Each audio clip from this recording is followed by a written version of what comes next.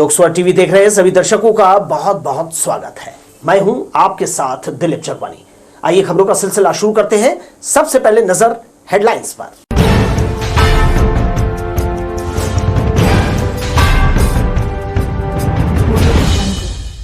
कानून व्यवस्था पर सवाल। बांग्लादेशी नाबालिग को अगवा कर महीनों तक रखा छिपाकर युवक गिरफ्तार। लोकसभा की खबर का असर। जेल में कैंटीन संचालन में हुई गड़बड़ी की जांच करने पहुंचे डिप्टी डायरेक्टर वित्त, दस्तावेज गायब। रेलवे स्टेशनों पर रेल नीर के साथ अन्य ब्रांड का पानी भी उपलब्ध, यात्रियों को मिली राहत। और कोविड महामारी के अभिशाप के बाद लोग आयुर्वेद के प्रति हुए आकर्षित, व्यायाम को बनाया दिनचर्या का हिस्सा। सभी खबरें देख लेते हैं विस्तार से। बिलासपुर पुलिस की लापरवाही का बड़ा मामला सामने आया है, जहां एक बांग्लादेशी युवक नाबालिग लड़की को अगवा कर भारत लाया और महीनों तक बिलासपुर के तोरवा थाना क्षेत्र में छिपा कर रखा। हैरानी की बात यह है कि इस पूरे मामले की भनक न तो स्थानीय पुलिस को लगी और न ही इंटेलिजेंस यूनिट को। मामला तब सामने आया जब नागपुर की एक सामाजिक संस्था ने पुलिस को इसकी सूचना दी। बिलासपुर पुलिस को नागपुर की सामाजिक संस्था फ्रीडम फर्म से सूचना मिली कि हृदय कुमार शर्मा नामक बांग्लादेशी युवक एक नाबालिग लड़की को अगवा कर भारत लेकर आया है और बिलासपुर के देवरी खुर्द इलाके में छिपा रखा है। सूचना मिलते ही पुलिस ने तुरंत कार्रवाई की। मौके पर दबिश देकर आरोपी को गिरफ्तार कर लिया और नाबालिग को सुरक्षित बचा लिया। लेकिन इस घटना ने कई गंभीर सवाल खड़े कर दिए हैं। आखिर पुलिस को महीनों तक इसकी भनक क्यों नहीं लगी? सबसे चौंकाने वाली बात यह है कि नाबालिग लड़की लगातार बांग्लादेश में अपने परिवार से संपर्क में थी, फिर भी पुलिस और साइबर यूनिट को इसकी कोई भनक नहीं लगी। यह न केवल खुफिया तंत्र की विफलता को दर्शाता है, बल्कि पुलिस की कार्यप्रणाली पर भी सवाल खड़े करता है। क्या यह सिर्फ लापरवाही का मामला है या फिर इसमें कहीं न कहीं मिलीभगत भी शामिल है? जब नागपुर की सामाजिक संस्था को इस घटना की जानकारी मिल सकती है, तो बिलासपुर पुलिस आखिर क्यों अनजान रही?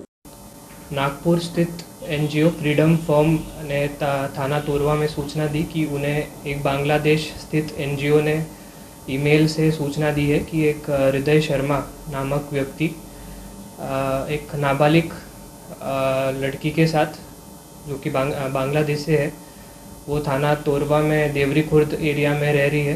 तो थाना तोरवा की टीम द्वारा देवरी खुर्द में दाबिश दी गई और दोनों लड़का आरोपी और नाबालिग लड़की को बरामद किया गया और इसी सूचना के आधार पर अपराध पंजीबद्ध किया गया है और इसमें विवेचना जारी है। पुलिस अधिकारियों के अनुसार आरोपी युवक बांग्लादेश के जसोर जिले का रहने वाला है और उसने नाबालिग लड़की से जबरन विवाह किया था। आरोपी के खिलाफ आईपीसी की विभिन्न धाराओं, पॉक्सो एक्ट और पासपोर्ट अधिनियम के तहत मामला दर्ज कर लिया गया है। इस घटना से साफ हो गया है कि बिलासपुर पुलिस का खुफिया तंत्र पूरी तरह कमजोर हो चुका है। एक विदेशी नागरिक बिना वैध दस्तावेजों के शहर में महीनों तक रह रहा था, नाबालिग को बंधक बना रखा था, फिर भी पुलिस को इसकी जानकारी नहीं थी। लोकस्वर के लिए कैमरा पर्सन जय साहू के साथ भूपेंद्र सिंह राठौर की रिपोर्ट। बिलासपुर रेलवे स्टेशन में एक बड़ा हादसा टल गया। रायपुर से कोरबा आ रही हसदेव एक्सप्रेस में चढ़ते समय एक युवक का पैर फिसल गया और वो ट्रैक के नीचे फंस गया। गनीमत रही कि मौके पर मौजूद यात्रियों ने तत्परता दिखाते हुए उसे सुरक्षित बचा लिया। ये पूरी घटना प्लेटफॉर्म नंबर 2 में लगे कैमरे में कैद हो गई और अब इसका वीडियो सोशल मीडिया पर तेजी से वायरल हो रहा है। शनिवार रात बिलासपुर रेलवे स्टेशन पर एक अनहोनी टल गई। रायपुर से कोरबा जाने वाली हसदेव एक्सप्रेस जैसे ही प्लेटफॉर्म नंबर 2 पर पहुंची, एक युवक ट्रेन में चढ़ने की कोशिश करने लगा।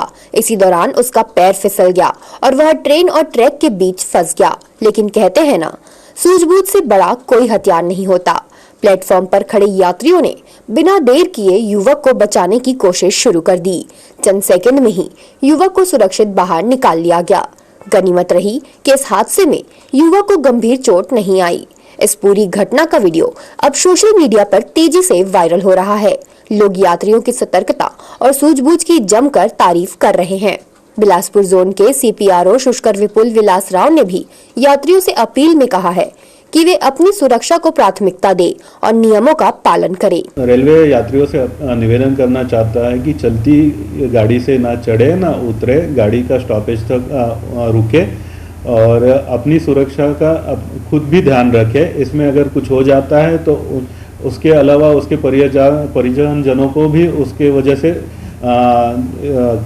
नुकसान झेलना पड़ सकता है, जान माल की हानि हो सकती है। तो रेलवे बार बार हमारे प्रवासियों से निवेदन करता है कि चलती गाड़ी में ना चढ़े ना उतरे, गाड़ी प्रॉपर रुकने तक वेट करे, उसके बाद उतरे और सिमिलरली गाड़ी चालू होने से पहले ही चढ़े।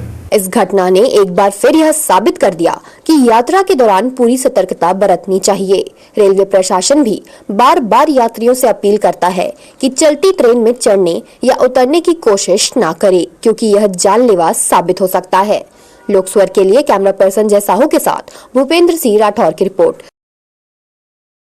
धोरीपारा मंगला में शराब की अवैध बिक्री करने वाले आरोपियों के द्वारा महिलाओं से मारपीट के मामले में पुलिस ने 6 युवकों को गिरफ्तार किया है। दरअसल पकड़े गए सभी आरोपी क्षेत्र में शराब बेचने का काम करते हैं, जिनका विरोध करने पर युवकों ने महिलाओं पर लाठी से हमला कर दिया। इसका वीडियो सोशल मीडिया में वायरल होने के बाद मामले में सिविल लाइन पुलिस ने ऋतिक, ध्रुव, सतरंगी रजक, लेखुराम रजक, श्रवण सिंगरौली, आदित्य सिंगरौली और मनोज रजक के खिलाफ कार्यवाही करते हुए उन्हें जेल दाखिल किया।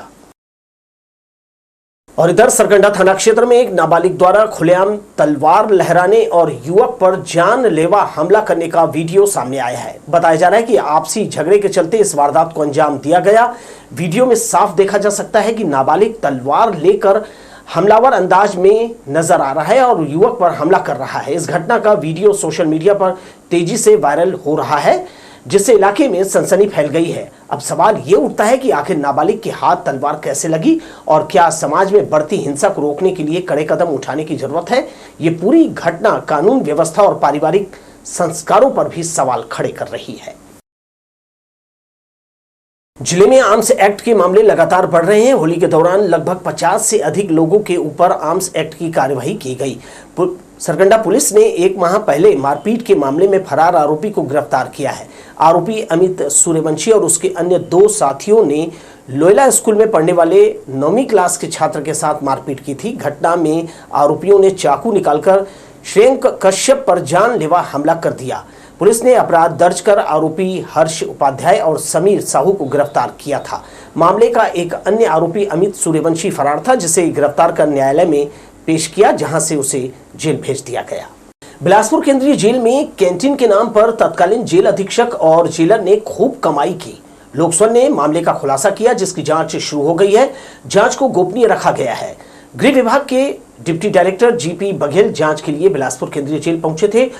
उन्होंने दस्तावेजों की मांग की तो केंद्रीय प्रशासन ने अपने हाथ खड़े कर दिए।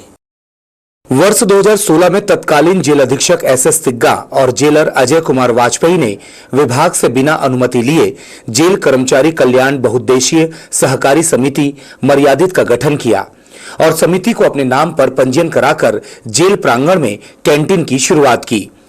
इसमें जेल अधीक्षक एसएस तिग्गा, जेलर अजय कुमार वाजपेयी सहित 22 जेल कर्मचारियों को शामिल किया गया। बिना अनुमति संचालित कैंटीन से रोजाना जेल के भीतर कैदियों के परिजन सामान खरीद कर भेजते थे। रोजाना यहां 60 से 70 हजार रुपए की बिक्री होती थी।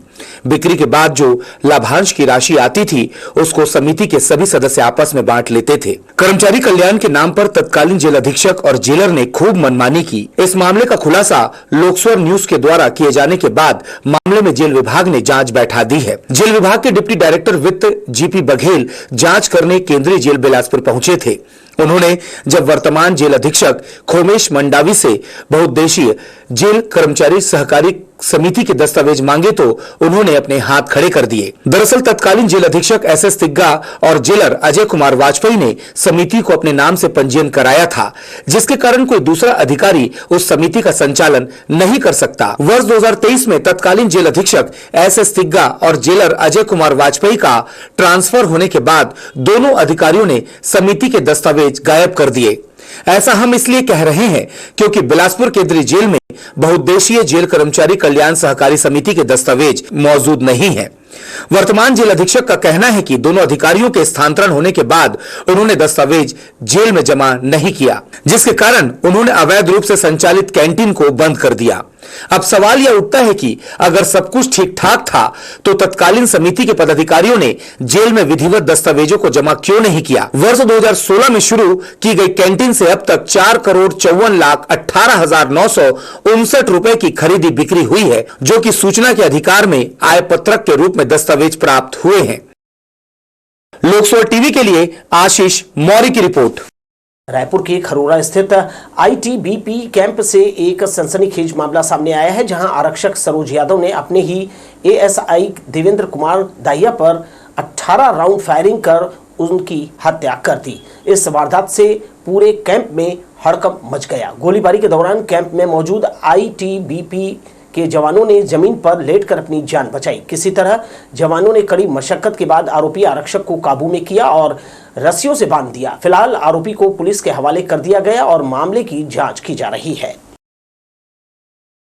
बटालियन का आरक्षक है सरोज यादव, उसके द्वारा बटालियन के ही एक एएसआई है देवेंद्र दहिया, उसको इंसास राइफल से गोली मारी गई है, जिससे घटना पर तत्काल उसके मौके पर मृत्यु हो गई है। वर्तमान में एफएसएल और बैलिस्टिक टीम को बुलाया गया है और वहां से एफएसएल की टीम अभी आई है और घटनास्थल का बारीकी से परीक्षण कर रही है। इंसास राइफल से लगभग जो 20 गोली है वो राउंड उसमें यूज किया गया है, जिसमें तत्काल मौके पर मृत्यु हो गई है। वायरल सीसीटीवी फुटेज देखने से पता चल रहा है कि शातिर वाहन चोर शहर में सक्रिय हैं और वो बड़ी चतुराई से बाजार में खड़े स्कूटर या मोटरसाइकिल दिन दहाड़े पार कर देते हैं। ऊपर से पुलिस की निष्क्रियता से पीड़ित हाथ मलते रह जाते हैं। पिछले महीने 10 फरवरी को तेलीपारा में दुकान के बाहर खड़ा सफेद रंग का स्कूटर गायब हो गया। प्रभावित दुकानदार ने सीसीटीवी कैमरा का रिकॉर्डिंग देखा तो उसके होश उड़ गए। अज्ञात युवक आसपास काफी देर तक मंडरा रहा था। इस दौरान उसका पूरा ध्यान इस स्कूटर पर था। कुछ देर बाद उसने अपना चेहरा कपड़े से ढक लिया और स्कूटर की सीट पर आकर बैठ जाता है।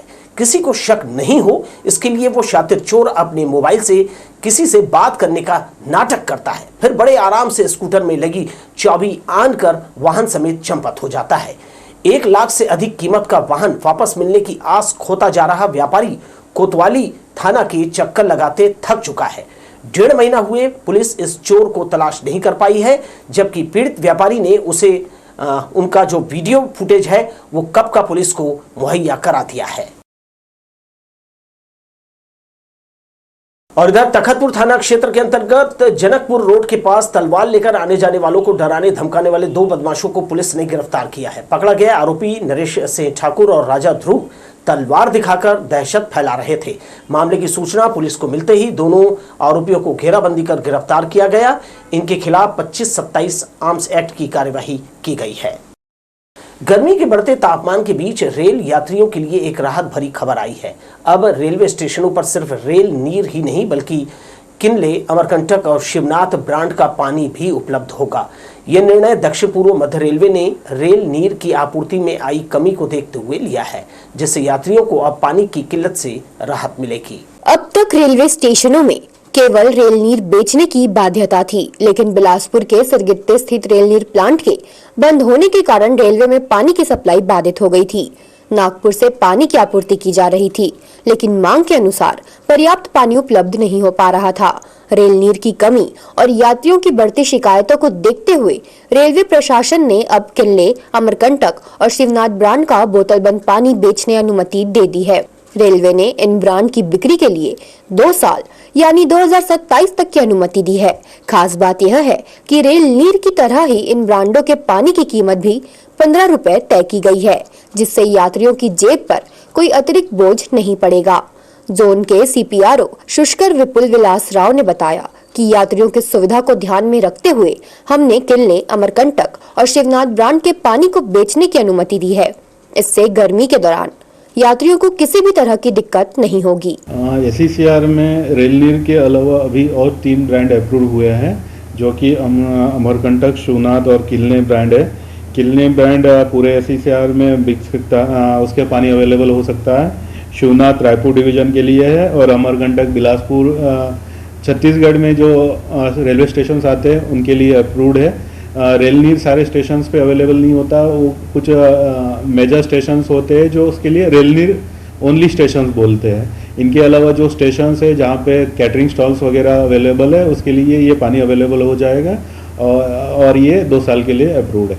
रेल नीर प्लांट दिसंबर 2024 से बंद पड़ा है। इसका कारण जलकर बकाया राशि है जो करीब 13 करोड़ 40 लाख रुपए हो चुकी है। IRCTC ने इस राशि का भुगतान न करने के कारण प्लांट को बंद कर दिया, जिससे रेलवे में पानी की आपूर्ति प्रभावित हुई। अब यात्रियों को पानी की समस्या से जूझना नहीं पड़ेगा। गर्मी के मौसम में बढ़ती मांग को देखते हुए रेलवे का यह फैसला यात्रियों के लिए राहत देने वाला साबित होगा। लोकस्वर के लिए कैमरा पर्सन जय साहू के साथ भूपेंद्र सिंह राठौर की रिपोर्ट।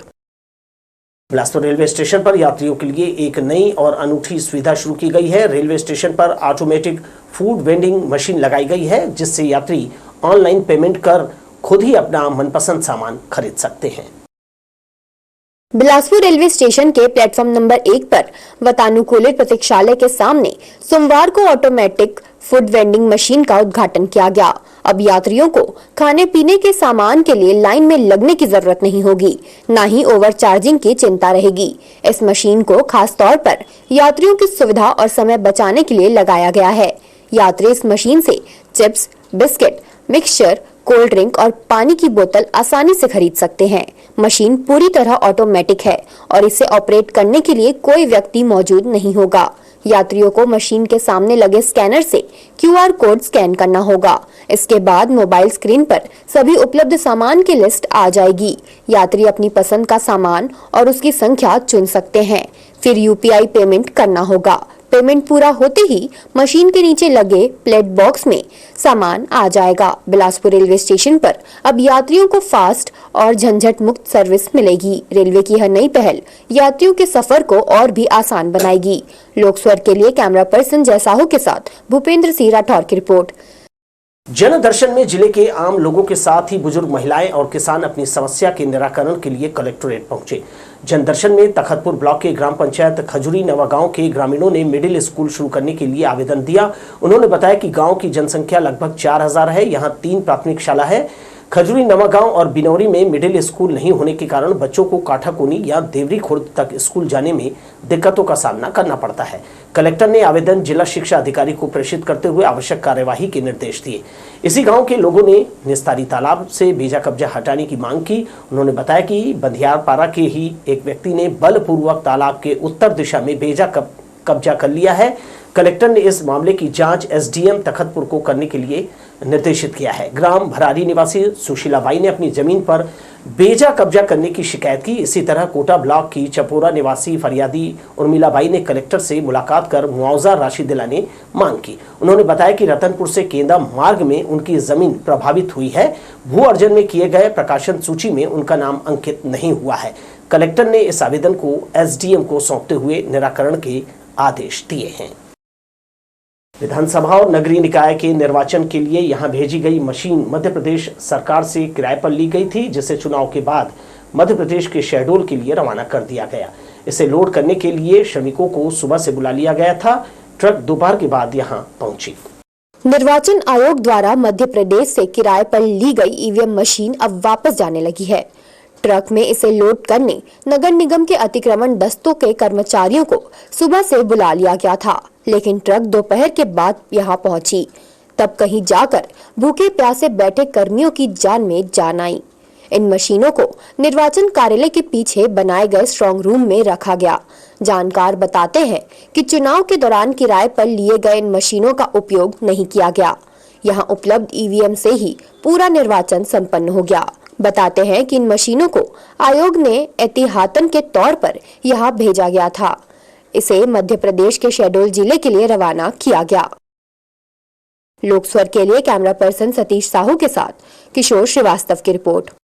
नगर निगम अपनी संपत्ति की सुरक्षा नहीं कर पा रहा है। जवाली नाला रोड किनारे लगे पाइप लगातार चोरी हो रहे हैं। मध्य नगरी से मिशन अस्पताल रोड के बीच जवाली नाला रोड के दोनों किनारे से अज्ञात तत्वों ने पाइप चोरी कर लिया है, जिसकी कीमत लाखों में है।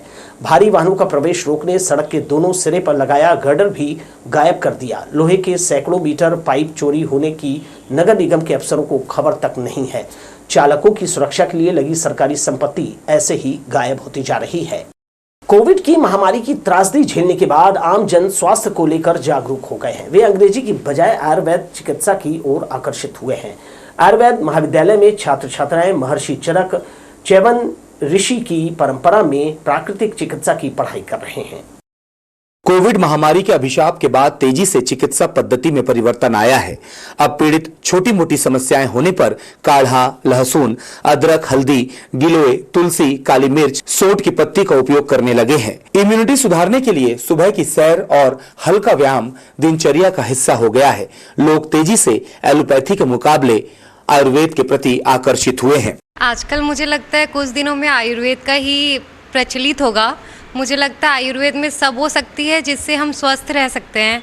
हमें कोई भी केमिकल्स का यूज़ करने की ज़रूरत नहीं पड़ेगा। हम जितना चाहें उतना अपने प्रकृति से जुड़े हुए होकर आयुर्वेद को अपनाकर एक स्वस्थ जीवन जी सकते हैं और आने वाले युग में आयुर्वेद का ही बोलबाला है। आयुर्वेदिक दवाई है वो मतलब हर की जैसे बॉडी की क्या प्रकृति है उस हिसाब से अलग अलग होती है, तो इस तरह हर व्यक्ति के लिए अलग अलग दवाई है। मतलब सेम डिजीज है फिर भी रहा उसके लिए मेडिसिन चेंज है। इसलिए आयुर्वेद में सभी रोगों का बारे में बताया गया है और इसमें हमारे जितने भी शरीर के अंदर जितनी भी चीज़ें हैं वो सब के बारे में है और वो सारी चीज़ें प्रकृति से ली गई हैं। तो जो भी चीज़ें प्रकृति में बदलाव हो रही है वही चीज़ें हमारे शरीर में भी हो रही है, तो उससे हम ज़्यादा अच्छे से चिकित्सा कर सकते हैं। और आयुर्वेद सिर्फ चिकित्सा के लिए ही नहीं है, आयुर्वेद हमारे शरीर को स्वस्थ बनाए रखने के लिए भी है। जैसे आजकल जितने भी हेल्थ डाइटिशियन आ गए तो उन सब चीज़ों से भी ज़्यादा जो है हमारा जो आयुर्वेद है वो बहुत अच्छे से इस चीज़ों के बारे में बताता है। ऋतुचर्या, दिनचर्या, इन सब के बारे में बताता है, जिससे हम लोग अपने हेल्थ को हमेशा अच्छा करके रख सकते हैं और हमें चिकित्सा की ज़रूरत नहीं पड़ेगी। अगर आयुर्वेद को आगे रखना चाहें तो इसके जो है दो मतलब इसके प्रयोजन है हमारे, कि हम जो यहाँ से शुरू नहीं करते कि जब अगर व्यक्ति बीमार हो जाता है तब उसकी हम चिकित्सा करें। हम यहाँ से शुरू करते हैं कि जो स्वस्थ व्यक्ति है उसकी हम स्वास्थ्य कैसे बरकरार रख सकें। ये जो है ये हम मॉडर्न में नहीं देखते, वहाँ पे सप्रेसिव होता है। मैं ऐसे कंपेयर नहीं कर रही हूँ, बस मैं ये बता रही हूँ कि उनका पीओवी क्या है।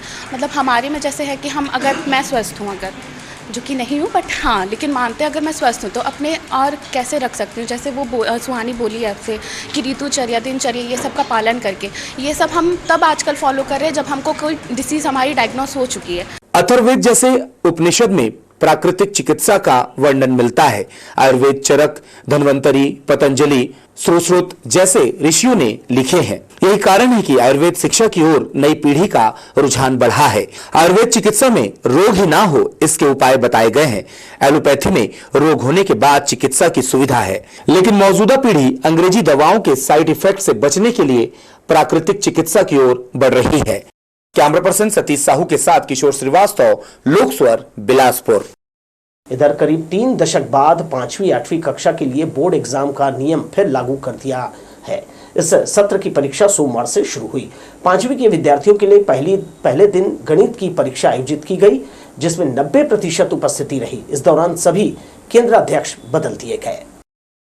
इस साल से लागू 5वीं बोर्ड परीक्षा की शुरुआत सोमवार से हुई, जबकि मंगलवार को 8वीं की परीक्षा ली जाएगी।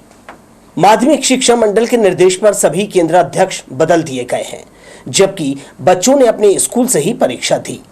इस साल जिले के 1688 शासकीय पूर्व माध्यमिक स्कूलों में नियमित पढ़ने वाले 26,471 छात्र छात्राएं इस परीक्षा के लिए पात्र पाए गए हैं। पहले दिन 90% उपस्थिति दर्ज की गई। हमारे यहाँ बोर्ड के पेपर हैं 5वीं 2024-25 के लिए। मैं सेजस अंबेडकर से प्रधान पाठक यहाँ तिलक नगर पर केंद्र अध्यक्ष बनकर आई। 100% यहाँ उपस्थिति है और बहुत अच्छा डिसिप्लिन है, बढ़िया काम चल रहा है यहाँ पर। 17 मार्च से शुरू होकर 5वीं की परीक्षाएं 27 मार्च तक चलेगी। सभी केंद्रों में बच्चों को तनाव रहित वातावरण में प्रश्नों का उत्तर लिखते देखा गया। बोर्ड नियम के तहत परीक्षा हॉल में 2 टीचर ड्यूटी पर लगाए गए हैं। सभी विषय के प्रश्न पत्र स्कूल स्तर पर तैयार किए गए हैं। उत्तर पुस्तिकाओं का मूल्यांकन भी स्थानीय स्तर पर किया जाएगा। कहा जा रहा है कोरोना के कारण 2 साल बिना परीक्षा दिए बच्चों को अगली क्लास में प्रमोट कर दिया गया, जिसका असर उनके लिखने पढ़ने पर पड़ा है। अब अचानक बोर्ड परीक्षा लेने से उन पर इसका कैसा प्रभाव पड़ेगा, ये रिजल्ट से समझ आएगा। कैमरामैन राजा खान के साथ दिलीप जगवानी, लोक स्वर, बिलासपुर। स्वास्थ्य विभाग में संविदा भर्ती के लिए परीक्षा का आयोजन किया गया। राजेंद्र नगर में गजानंद सारथी शासकीय स्कूल केंद्र में परीक्षा से पहले उपस्थित सभी 43 उम्मीदवारों के दस्तावेजों की जांच की गई। इस कार्य के लिए विभागीय टीम को जिम्मेदारी दी गई। उचित दस्तावेज पाए गए अभ्यर्थी लिखित परीक्षा में शामिल किए गए। परीक्षा के दौरान निगरानी करने अधिकारी कर्मचारी यहां उपस्थित रहे। मुख्य मार्ग पर दौड़ते मवेशियों को देखकर सड़कों पर 4 और 2 पहिया सवार सहम गए। मजेदार बात यह है कि खतरा बने इन मवेशियों को नियंत्रित करने वाला कोई भी मौके पर नहीं था, जिसे जहां जगह मिली राहगीरों ने अपनी जान बचाने की कोशिश की। सड़कों पर मवेशियों को हटाने में नगर निगम का अतिक्रमण दस्ता पहले ही फेल हो चुका है। व्यस्त यातायात पर शाम को मवेशियों को एक साथ सर पर दौड़ते देखकर राहगीरों की सांसें थमी रही। इन्हें नियमित करने के लिए मौके पर कोई भी नहीं था। मवेशियों को भागते देखकर सहमे 4 पहिया और 2 पहिया वाहन सवार उनसे बचने के लिए आड़े तिरछे होते हुए दिखे। सड़क पर मवेशियों के मामले में हाई कोर्ट कई बार जिला प्रशासन को फटकार भी लगा चुका है, पर सड़कों पर आना जाना कर रहे लोगों के लिए एक बड़ा संकट बन चुके मवेशियों को हटाने को अब तक कोई कारगर व्यवस्था नहीं की गई। पता चला है कि अकेले गोड़पारा और सनिचरी क्षेत्र में भाजपा नेताओं की डेरियां प्रतिबंधित होने के बावजूद धड़ल्ले से चल रही है। कलेक्ट्रेट से लेकर नेहरू चौक तक मवेशी मुक्त क्षेत्र होने के बावजूद इन्हें खुलेआम विचरण करते हुए देखा जा सकता है। लोकस्वर के लिए कैमरा पर्सन जयेंद्र गोले के साथ किशोर श्रीवास्तव की रिपोर्ट। 100 तालों की चाबी बनाने के लिए कंप्यूटर वाली मशीन बाजार में आ गई है। ये दुकान पुलिस की निगरानी में है। डुप्लीकेट चाबियों का इस्तेमाल कर होने वाले अपराध में इनसे पूछताछ की जाती है। अब घर दुकान की चाबी खोने पर चिंता जैसी कोई बात नहीं है। घरों और अलमारी की चाबी खो जाने से परिजन परेशान हो जाते हैं, लेकिन अब बाजार में धातु को घिसकर चाबी बनाने की मजबूरी स्थापित हो गई है। अब इनके स्थान पर कंप्यूटर आधारित मशीन आ गई है, जो खोई हुई चाबी की प्रतिकृति मिनटों में तैयार कर देती है। डुप्लीकेट चाबियों की सहायता से दुकानों में चोरियां होने पर इन्हीं कारीगरों को पुलिस द्वारा तलब किया जाता है। अगर कुछ होता है तो पुलिस जांच में अपने को जाना पड़ता है, और ऐसे अपन कहीं अगर बाहर वाहर जाते हैं ना तो बिना आईडी उडी प्रूफ लिए अपन नहीं जाते। चोरी की घटना होने के बाद पुलिस इन्हीं चाबी कारीगरों की कैफियत लेती है, इसलिए ऐसे दुकानें पुलिस थानों के आसपास होती है। कारीगरों का पूरा नाम पता वहां दर्ज होता है, लेकिन मोटरसाइकिल चोर हैंडल लॉक को ही तोड़कर चोरियों को अंजाम दे रहे हैं। यह पुलिस और समाज के लिए चुनौतीपूर्ण है। कैमरा पर्सन सतीश साहू के साथ किशोर श्रीवास्तव, लोकस्वर, बिलासपुर। रायगढ़ जिले में एक बार फिर भीषण आग ने तबाही मचा दी है। गजानंदपुरम कॉलोनी के पास स्थित ट्रांसफार्मर स्टोर में आग लगने से भारी नुकसान हुआ। हादसे में करीब 200 ट्रांसफार्मर जलकर खाक हो गए, जिससे बिजली विभाग को 30 लाख रुपए तक का नुकसान हुआ है। यह घटना सोमवार सुबह 8 से 9 बजे के बीच की बताई जा रही है। स्थानीय लोगों के मुताबिक पहले हल्का धुआं उठा, लेकिन धीरे धीरे आग ने विकराल रूप धारण कर लिया। आग इतनी भयानक थी कि उसकी लपटें दूर दूर से दिखाई दे रही थी। आसपास के लोगों ने तुरंत फायर ब्रिगेड को सूचना दी, जिसके बाद 5 से ज्यादा दमकल गाड़ियां मौके पर पहुंची और आग पर काबू पाने का प्रयास शुरू किया। भयावह आग के चलते आसपास कॉलोनी में रहने वाले लोगों को भी काफी परेशानी झेलनी पड़ी। स्थानीय निवासी बताते हैं कि आग इतनी तेज से फैली कि उनके घर भी इसकी चपेट में आ गए। कुछ घर को इससे नुकसान पहुंचा। खिड़कियां, दरवाजे, पाइपलाइन और बिजली के केबल जल गए। फायर ब्रिगेड की टीम लगातार आग बुझाने में जुटी हुई है। जिला सेनानी बीकोजूर ने बताया कि आग पर काफी हद तक नियंत्रण पा लिया है, लेकिन जलते हुए ट्रांसफार्मरों से अब भी धुआं उठ रहा है। स्टोर एरिया के कार्यपालन अभियंता गुंजन शर्मा के अनुसार यह सभी ट्रांसफार्मर खराब हो चुके थे और जो लाकर यहां रखे गए थे। आग एक ट्रांसफार्मर से दूसरे में फैलती चली गई, जिससे इतना बड़ा नुकसान हुआ। फिलहाल दमकल की टीमें पानी और फोम का इस्तेमाल कर आग बुझाने में जुटी है। राहत की बात यह है कि इस घटना में कोई हताहत नहीं हुआ है, लेकिन यह आग 2023 में हुए हादसे की याद दिला रही है। रायगढ़ में ट्रांसफार्मर स्टोर में लगी यह आग एक बार फिर सवाल खड़े कर रही है कि आखिर क्यों सुरक्षा मानकों की अनदेखी की जा रही है। क्या भविष्य में ऐसी घटनाओं से बचने के लिए कोई ठोस कदम उठाए जाएंगे? यह देखने वाली बात होगी। लोकस्वर के लिए भूपेंद्र सिंह राठौर की रिपोर्ट। बिलासपुर नगर निगम अब पूरी तरह एक्शन मोड में है। वित्तीय वर्ष के अंत से पहले नगर निगम को टैक्स वसूली का बड़ा टारगेट पूरा करना है, लेकिन कई बड़े बकायादार इस प्रक्रिया में बाधा बने हुए हैं। अब निगम ने ऐसे बकायादारों पर कुर्की की कार्यवाही करने की तैयारी कर ली है। चालू वित्तीय वर्ष के समाप्त होने में अब कुछ ही दिन बचे हैं, लेकिन अब तक सिर्फ 60% टैक्स की वसूली हो पाई है। ठेका कंपनी को हटाने के बाद अब निगम खुद टैक्स वसूल रहा है, लेकिन अभी भी 50 करोड़ रुपए से अधिक की राशि बकाया है। निगम प्रशासन ने तय किया है कि जिन लोगों ने लंबे समय से टैक्स जमा नहीं किया है, उनके खिलाफ सख्त कार्रवाई की जाएगी। ऐसे बड़े बकायादारों को कुर्की का नोटिस जारी करने की तैयारी हो रही है। बिलासपुर नगर निगम क्षेत्र में 1 करोड़ 27 लाख से अधिक करदाता हैं। इनमें से 10 से 15% ऐसे हैं जिन्होंने कई वर्षों से टैक्स जमा नहीं किया है। अब निगम ने इनके खिलाफ सख्त रुख अपनाने का फैसला किया है। निगम ने टैक्स वसूली प्रक्रिया को तेज करने के लिए सभी जोन और वार्ड कार्यालयों में टैक्स जमा करने की सुविधा दी है। साथ ही अलग अलग इलाकों में शिविर लगाए जा रहे हैं, जहां बकायादार अपने टैक्स का भुगतान कर सकते हैं। निगम प्रशासन की यह सख्ती कितनी असरदार साबित होती है, यह देखने वाली बात होगी। लेकिन एक बात तो तय है, अब बकायादारों को टैक्स जमा करना ही होगा, वरना कुर्की की कार्रवाई के लिए तैयार रहना पड़ेगा। लोकस्वर के लिए कैमरा पर्सन जय साहू के साथ भूपेंद्र सिंह राठौर की रिपोर्ट। 3 दिन की छुट्टी के बाद केंद्रीय जेल में मुलाकाती परिजन टूट पड़े। इनमें बच्चे और महिलाएं भी शामिल थी। मुलाकातियों को रजिस्टर में अपना नाम पता लिखने में ही कई घंटे लग गए। विचाराधीन और सजा याफ्ता बंदियों को सीखचों के पीछे कांच लगी खिड़कियों के पीछे मोबाइल पर बात कराया गया। होली के बाद केंद्रीय जेल में निरुद्ध सजा याफ्ता और विचाराधीन बंदियों के परिजन अपने परिजनों से मुलाकात करने जेल में टूट पड़े। व्यवस्था बनाने के लिए मुलाकात करने से पहले परिजनों को अपना नाम पता दर्ज कराना होता है। इस आधार पर जिस बंदी से मुलाकात करना, उसे जेल के भीतर सूचना दी जाती है। अभी होली का त्यौहार चल रहा था, तो 14 तारीख को मुलाकात बंद था। 15 तारीख को मुलाकात दिया जा रहा था, लेकिन बहुत कम परिजन आए थे मुलाकात करने। और 16 तारीख संडे होने के कारण, शासकीय अवकाश होने के कारण, उस दिन भी बंदी परिजन मुलाकात बंद था। तो जो 2-3 दिन जो बंदी परिजन नहीं आ पाए थे, वो आज सोमवार को आए हैं, इसलिए आज ज्यादा भीड़ दिख रही है। तब जाकर बंदियों से मुलाकात संभव हो पाती है। यही स्थिति महिला जेल के बाहर भी देखने को मिली।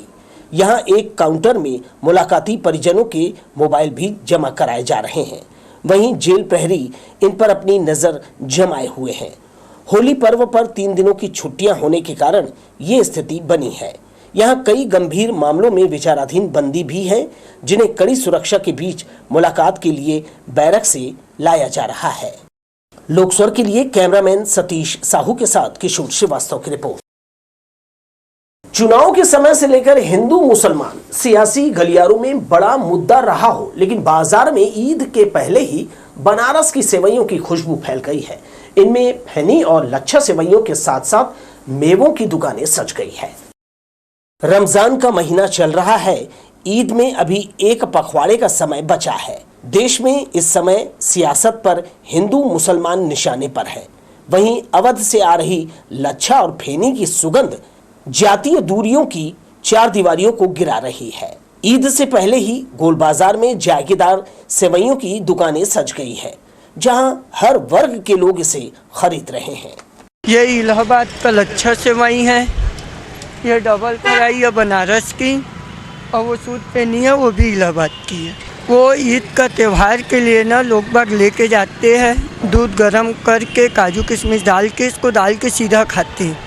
कभी सेवइयां घरों में बनाई जाती थी और गरीबों में तकसीम किए जाने की परंपरा थी। ईद पर घरों में आने वाले मेहमानों का स्वागत सेवइयों से किया जाता था। इसमें मेवे मिले हो तो इसका स्वाद दोगुना हो जाता है। लजीज होने के कारण सेवई अब हर वर्ग के लोगों के रसोई में शुमार है। लोकस्वर के लिए कैमरामैन सतीश साहू के साथ किशोर श्रीवास्तव की रिपोर्ट। रामनवमी को लेकर पूरे शहर में श्री राम भक्तों में खासा उत्साह देखा जा रहा है। शहर के सभी मंदिरों में विशेष तैयारियां की जा रही है। श्री वेंकटेश मंदिर में आयोजन समिति द्वारा रामनवमी के भव्य आयोजन को लेकर चर्चा हुई।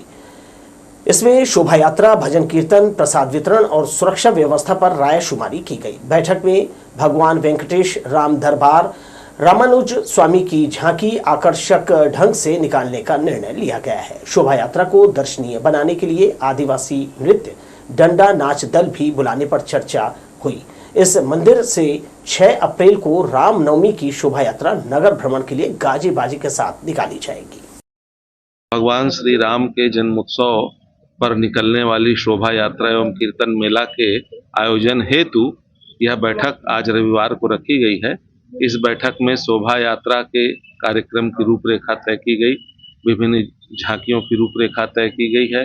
जो हमारा शोभा यात्रा का मार्ग है वह सदर बाजार, गोल बाजार, जूना बिलासपुर, गांधी चौक, टैगोर चौक से होते हुए अग्रसेन चौक और उधर से फिर पुलिस लाइन होते हुए यह शोभा यात्रा वेंकटेश मंदिर में पूर्ण होगी। तो इस शोभा यात्रा को अत्यंत भक्तिभाव के साथ, दिव्यता के साथ, भव्यता के साथ, गरिमामय पूर्ण ढंग से मनाने के लिए बैठक रखी गई है। आगामी हम सब हिंदू सभ्यता का, हिंदू संस्कार का, हिंदू सनातन धर्म का सर्वाधिक महत्वपूर्ण पर्व रामनवमी है। इसी की तैयारी में हमारे सारे हिंदू समाज लगे हुए हैं। आज उसी समक्ष में बैठक रखी गई है।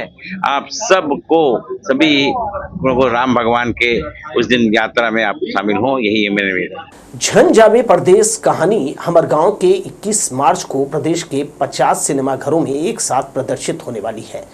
फिल्म में सीधे सरल ग्रामीण किस तरह दलालों के प्रभाव में आकर ईंट भट्टे में दूसरे राज्य में जाकर बंधुआ मजदूर बन जाते हैं, जिससे वे अपने सपने की लड़ाई किस तरह हार जाते हैं, फिल्म में मार्मिक ढंग से प्रस्तुत किया गया है। सोमवार को फिल्म के प्रोड्यूसर और कलाकारों ने लोक स्वर से खास बातचीत की। झन जावे परदेस कहानी हमर गांव की पूरी टीम हमारे साथ है। प्रोड्यूसर हैं संतोष सम्राट तिवारी, परिचय देंगे, उनकी पूरी टीम यहाँ पे है। जय जोहार, जय छत्तीसगढ़। मैं आपके शहर का लड़का संतोष सम्राट तिवारी आप लोगों के लिए लेके आया हूँ एक पिक्चर जिसका नाम है झन जावे परदेस, जो 21 मार्च को आपके शहर में और पूरे छत्तीसगढ़ में रिलीज हो रही है। इसके मुख्य कलाकारों के बारे में मैं आपको परिचय करा दूं। सबसे पहले फिल्म के हीरो ये है अजय पटेल, ये भी बिलासपुर के हैं। इन्होंने छत्तीसगढ़ फिल्म इंडस्ट्री में लगभग 60 से अधिक पिक्चर में विलेन की भूमिका निभाई है। इस बार वो छत्तीसगढ़ी फिल्म में हीरो बन के आ रहे हैं। ये है आराध्या सिन्हा, ये भी छत्तीसगढ़ फिल्म इंडस्ट्री की जानी मानी अभिनेत्री हैं। लगभग 8 से 10 पिक्चरों में पहले इन्होंने काम किया है। वर्तमान में मेरी पिक्चर की ये हीरोइन है। ये है आकाश बहरिया, ये फिल्म में मुख्य खलनायक है, मेरे पुत्र के रोल में है। इन्होंने भी काफी फिल्मों में अभिनय किया है, फिल्म के निर्माण भी करते हैं। ये है सबसे खतरनाक साइलेंट किलर, ये है शशांक द्विवेदी जी।